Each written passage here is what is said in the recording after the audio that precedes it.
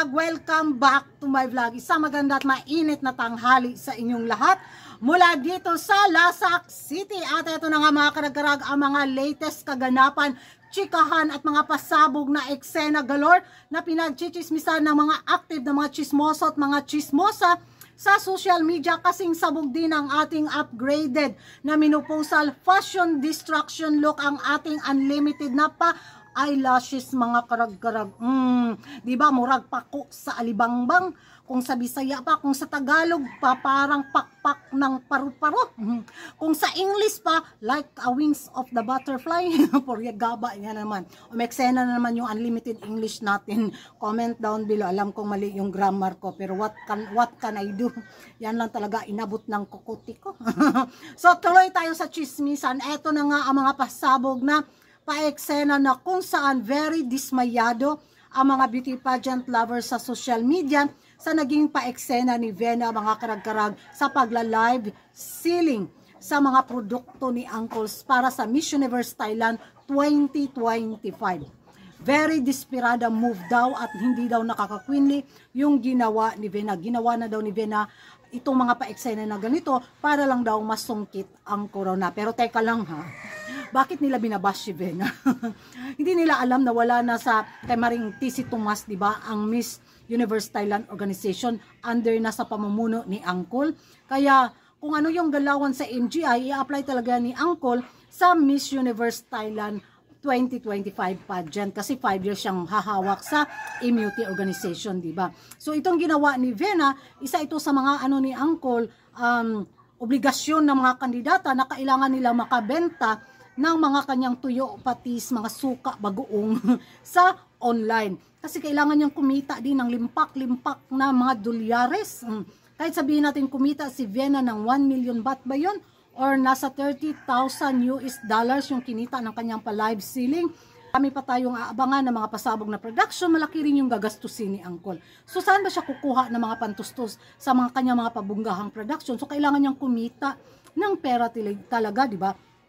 So business is business. So ito nga daw yung new era of Miss Universe Thailand pageant. So sabihin man natin nakakadismaya, pero wala na talagang ibang choice yung mga kandidatang sasabak sa Miss Universe Thailand pageant, kundi sumunod na lang sa gusto ni Uncle or else maligwak ganon ka. Diba sa laki ng fanbase ni Vena, so talagang dudumugin yung engagement ng mga produkto ni Uncle. So nakakay Uncle na yan kung liligwakin niya si Vena, di kawala ni Uncle, or kukurunahan niya si Vena, so madatong lalo si Uncle mga karag-karag. Diba? Limpak-limpak na milyones yung papasok sa kanyang bank account. Kung sakaling si Vena yung kukurunahan niya, ito isa sa mga advantage ni Vena sa laban na to sa Miss Universe Thailand 2025. Sabihin man natin marami ang nadismaya na mga fans, walay na talaga, ito na talaga ang new era. So abang na lang tayo kung liligwakin niya si Vena or hindi, di ba? Wag nilang anuhin si Vena, ibas si Vena na desperada move. Ang ibas nila si Uncle kasi wala eh.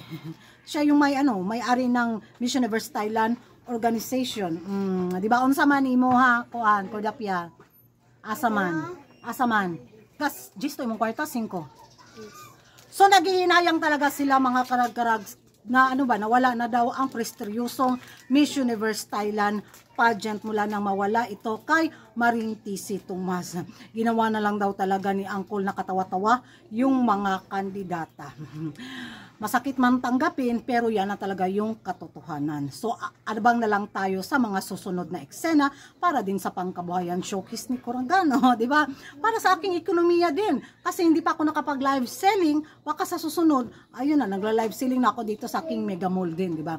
So, habang na-stress ang mga beauty pageant lovers sa ating mga kapitbahay dahil sa ginawa nga at bagong patakaran ng Miss Universe Thailand pageant nako dito sa MUPH 2025. Very energetic, very happy lang, very calm lang yung mga kandidata ngayon sa kanilang mga pasabog na mga pa-eksena galore, mga karag-karag sa kanilang latest na sponsor, photoshoot ba yun mga karag-karag na sama-sama yung mga ibang kandidata na very lang sila, happy lang talaga, walang stress kasi hindi sila nagla-live selling kagaya ng ating mga kapitbahay, di ba?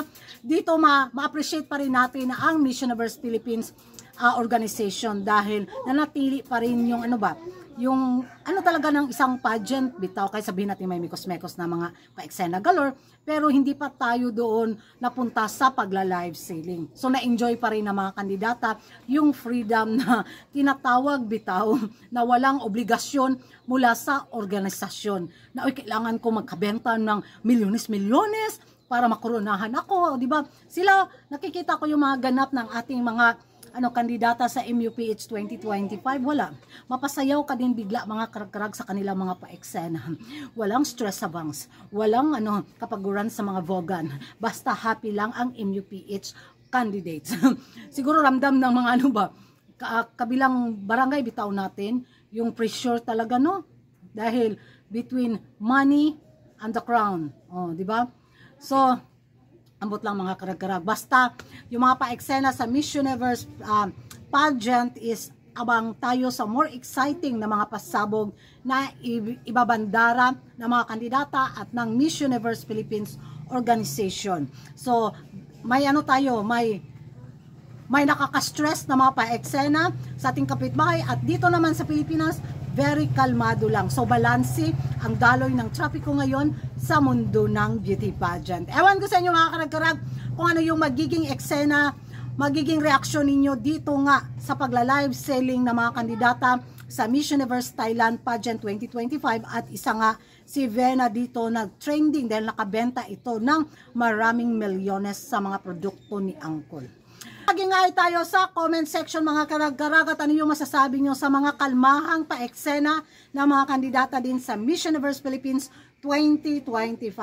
Comment down below at hindi ka pa nakapag-subscribe sa YouTube channel ko. Don't forget to like and subscribe Kuragan Karag and hit the notification bell para updated kayo sa mga susunod na mga pa-eksena sa mundo ng beauty pageant. And thank you for watching. See you in my next vlog. Bye-bye!